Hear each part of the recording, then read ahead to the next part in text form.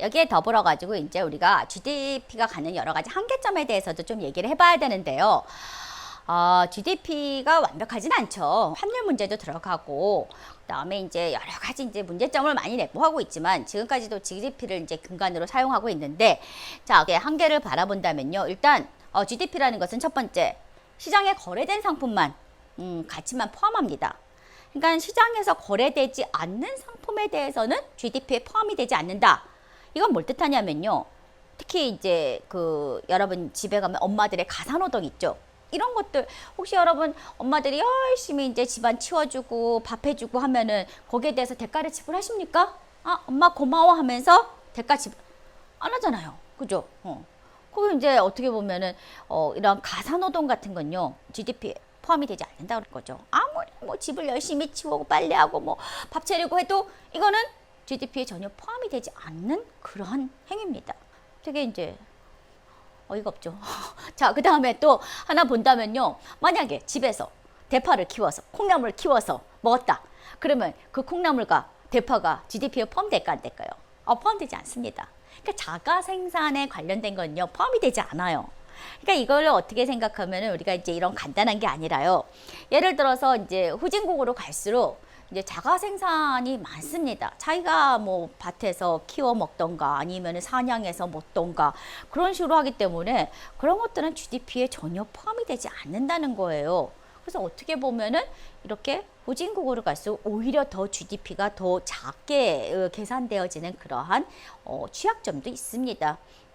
요즘과 같은 시대에는 또 이제 뭐 여러 가지 자가 생산을 해가지고 요즘 선진국들은요 제품이 나온 것을 믿을 수가 없다 해가지고 자체적으로 생산하는 것, 특히 이제 중국 같은 경우는 이제 여러 가지 문제점이 많았잖아요.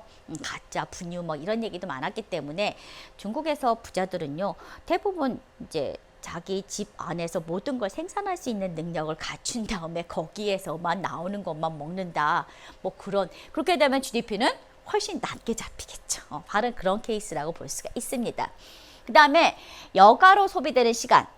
예를 들어서 GDP가 높은 나라는 굉장히 뭐 생산성이 높네. 근데 여러분 한번 생각해 보세요. 밤새도록 자지도 않고 놀지도 않고 생산만 한다. 그럼 GDP는 높아져요. 하지만 그게 행복한 걸까요? 그건 아니거든요. 이제는 우리가 어느 정도 전 세계적으로 지금 코로나는 아니지만은 먹고 살만 해주니까는 그만큼의 어떤 시간적인 여유, 가치, 그 외의 생활 이런 것들을 굉장히 많이 가치를 두고 있거든요. 우리가 굳이 막 열심히 해가지고 그게 아니라 그냥 좀 여유롭게 사는 것. 자, 근데 그거는 GDP에 포함할 수가 없다는 거죠. 그래서 뭐 요즘에 동물의 숲인가요? 그거 이제 닌텐도 게임이 굉장히 유명한다고 하는데 그거가 어떻게 보면 우리나라에서 굉장히 유행을 많이 하는데 사실 그거는요 좀 여유로운 생활, 조금 이렇게 여가를 누릴 수 있는 그런 삶을 갖고 나가는 건데요. 그 안에서 우리나라 사람들 너무 열심히 일을 한대요. 그래서 집을 막 몇 채 사고 막 이래가지고 거기 희열을 느낀다는 거야. 근데 그게 아니거든요. 그 게임의 의도는 좀 이렇게 여유롭게 살아가는 것. 참 이게 어떻게 보면은 우리나라의 근성인 것 같습니다. 자, 여가로 소비되는 시간 가치는 GDP에서 전혀 고려하지 않고 오로지 생산하면 GDP는 높아진다는 거죠. 그리고 또 마약, 밀수, 사채거래. 지하경제 있죠. 지하경제 우리가 섀도우 경제라고 얘기하는데요. 이 지하경제는 결국 GDP에 포함이 되지 않습니다. 아마 예전에 얘기할 때 일본이라든지 유럽, 이탈리아 이런 나라들은 거의 현금 사용을 굉장히 많이 한다고 했잖아요. 바로 지하경제. 이탈리아 같은 경우는 마피아가 있어가지고 지하경제의 온상이거든요. 그런 상황에서는 이제 GDP에 포함이 되지 않는다는 거죠. 그래서 예를 들어서 우리나라 대부업체라고 얘기하죠. 산와머니 이런 거 있잖아요. 뭐 미즈앤미드 이런 거는요. 대부업체는요. 공식적인 금융기관이 아닙니다. 이거는 우리나라에서 지하경제 그 세계를 갖다가 위로 끌어오르기 위해서 바로 이제 공식적으로 처음에는 69%까지 이자를 갖다가 인정을 해주고 올라와라. 사채업자들 올라와라 했어요. 그러고 나서 점점 금리를 낮춰가고 있죠. 지금 20%까지 낮췄는데요. 그래도 20%면 굉장히 높잖아요. 대부업체는 가는 게 아닙니다. 하여튼 그런 식으로 지하 경제가 굉장히 많기 때문에 여러분 보세요. 지금 지하 경제가요, 후진국으로서로 굉장히 높습니다. 뭐 우리나라도 아직도 이제 지하 경제가 있는 케이스인데요. 제가 찾아보니까요. 지금 우리나라도 지하 경제가 지금 많이 규모가 줄어들고 있어요. 그래서 지금 19%대까지 지금 나오고 있는데요. 전 세계적으로 봤을 때 그리스, 이탈리아, 스페인 같은 경우는 굉장히 지하 경제가 높습니다. 현금 사용이 높은 곳 아시죠? 그리고 나서 이제 미국도 5%대, 일본도 8%대의 지하 경제가 어느 정도 각 나라마다는 다 존재를 합니다. 하지만 이제 이게 점점 줄어들고, 예를 들어서 이제 온라인 상에서 어떤 이제 비트코인 같은 전자화폐가 만약에 이제 거래가 되어진다면요, 아마 지하 경제가 조금 더 많이 줄어들기는 할 겁니다. 그 다음에 또 보시면은 지하 경제 같은 GDP에 포함되지 않으니까 어떻게 보면 아까 봤듯이 이탈리아라든지 그리스 같은 나라는요, 오히려 실질적인 경제보다도 굉장히 표면적으로 잡히는 GDP는 굉장히 작겠죠. 일단 시장에서 거래되는 상품이라 하더라도 시장 가격을 진정한 상태로 진정한 가치를 반영하느냐. 예를 들어서 여러분이 시장 가가지고 이제 옷을 뭐 지나가다가 청바지가 하나 붙었어요. 그래서 정가표로 이게 2만 원이야. 그럼 여러분 시장 거래에서 그냥 아저씨 2만 원 하면서 주고 사옵니까? 그때부터 딜이 들어가죠. 15,000원이요. 차비 좀 빼주세요 해가지고 정가는 2만 원에 붙어 있지만은 결국 여러분이 12,000원에 사왔다. 그러면은 그게 이제 가치를 진정하게 발휘 못하는 거잖아요. 그런 여러 가지 문제점도 들어갑니다. 그리고 또 하나의 문제점은 뭐냐면요. 여러분이 외국 나가서요, 절대 특히 미국 같은 데 가서 미장원 가면 안 돼요. 그게 안 된다는 게 괜히 안 되는 게 아니라 너무 비싸요. 예를 들어서 머리 카트, 뭐 우리나라에서는 허름한 데 들어가서 카트 치면은 10,000원, 그죠? 15,000원, 2만 원이면 충분히 뭐 할 수 있는데요. 미국 같은 경우는 워낙 인건비가 비싼 나라기 때문에요. 가가지고 머리 한번 이렇게 뭐 자르면요, 거의 막 100불, 뭐 10만 원 이렇게 나옵니다. 그리고 또 우리는 뭐 머리 감겨드리는 거, 이거 당연한 게 서비스잖아요. 머리 감겨드릴까요? 그러면 당연한 거 아니에요? 딱 그렇게 얘기했다면 큰일 납니다. 거기에 따라서 또 어마어마한 비용이 또 청구가 되어져요. 근데 여러분 생각해 보세요. 미국의 헤어카트하고 우리나라의 미용과 똑같은 서비스인데도 가격이 굉장히 다르게 매겨지잖아요.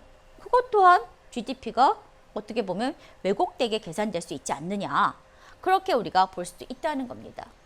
그리고 마지막으로 이제 생산활동과 더불어 나타나는 여러 가지 부작용, 환경오염이라든지 빈익빈 부익부의 이제 현상이라든지 그 다음에 총기 난사 사건 이런 것들 결국은 잘 살수록 그런 문제들은 더 많이 나타날 수 있는 그런 케이스잖아요. 그래서 이런 것들은요, 어떻게 보면 뭐 환경이 안 좋아졌다, 뭐 중국이 지금 뭐 황사가 난리가 났고 뭐 오염도가 너무 높아, 뭐 너무 그렇다고 해가지고 그 나라한테 야 니네 이것 때문에 돈 내라고 할 수는 없는 거잖아요.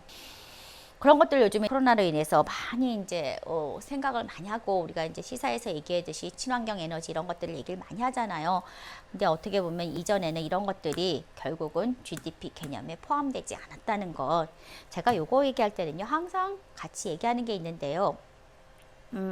예전에 제가 그 외국에서 잠깐 생활할 때가 있었어요. 유럽에서 생활을 하는데요. 왜 앰뷸런스 있죠? 앰뷸런스가 이렇게 뒤에서 삐뽀 하고 오잖아요. 근데 보통 요즘도 그래요. 사실 우리나라가 많이 좋아졌어요. 많이 좋아진 건 맞는데요. 삐뽀 하고 오면요, 좀 길을 비켜줘야 되는 게 맞아요. 거기 안에 정말 너무나 위급한 상황에 환자가 들어있을 수가 있거든요. 예전에 제가 본 것 중에서 어떤 직원이 이제 그 회사에서 월급을 연체하고 막 안 내주니까는 이렇게 소송을 한 케이스가 있었어요. 그랬더니 그 사장이 앙심을 품고 그 여직원이 가는 밤길에 황산을 얼굴에다 뿌려요.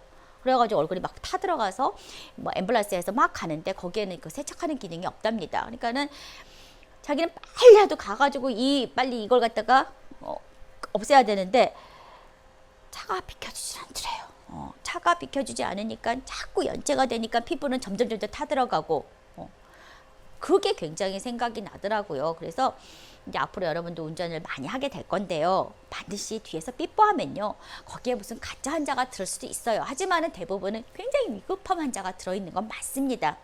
그러면은 반드시 길을 비켜주는 게 맞아요. 제가 운전을 하기 때문에 감히 얘기하는데 가면서 비켜주는 게 아니라 가서 일단 쓰는 게 낫습니다. 그러면 앞에 공간이 좀 생기거든요. 그러면 좀 더 빨리 갈 수가 있어요. 그래서 가면서 이렇게 뭐 가는 게 아니라 가서 비켜서 서주는 거. 그럼 뒤에 사람도 비켜서 서요. 앞에 공간이 생겨 팍. 근데 항상 그거 있죠. 가다 보면 뒤에 막 앰뷸런스 비켜줘서 가면은 그 뒤에 또 야하게 또 쫓아가는 밉상이 있죠. 여하튼 간에 근데 그때 제가 10년, 20년 전에 외국에서 바라봤을 때 삐뽀 하니까 때가 프랑스였었어요. 파리였었는데 굉장히 복잡합니다. 거기도. 근데 삐뽀 삐뽀 하니까요. 갑자기 그 좁은 길에서요. 차들이 비킬 데도 없어요.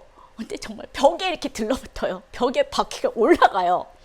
길을 쫙 비켜주더라고요. 그래서 그때 막 이게 선진국인가? 그런 생각을 되게 많이 했었거든요.